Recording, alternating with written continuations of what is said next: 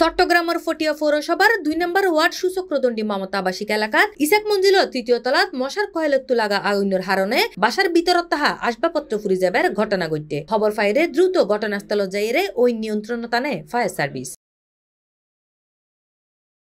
আজ মঙ্গলবার আগস্টের ১২ তারিখ রাত ১টার সময় মুন্সিফ বাজারের পিছন দিয়ে অবস্থিত মমতা আবাসিক এলাকার মামুনের ভাড়া বাসাত এই অগ্নিকাণ্ডের ঘটনা ঘটে।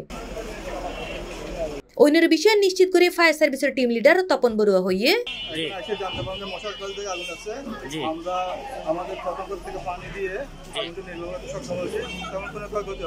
কিন্তু ওইনের হারণে ঘরের ভিতরে তাহা আসবাবপত্র ফুরি যাগই। তবে প্রাথমিকভাবে ধারণা করা হয় মশার কয়েলতো এই আগুনের সূত্রপাত হইয়ে। সম্মত ফায়ার সার্ভিসের টিমের হারণে তেমন কোনো বড় ধরনের ক্ষতি নময়। C plus TV, Chittagong.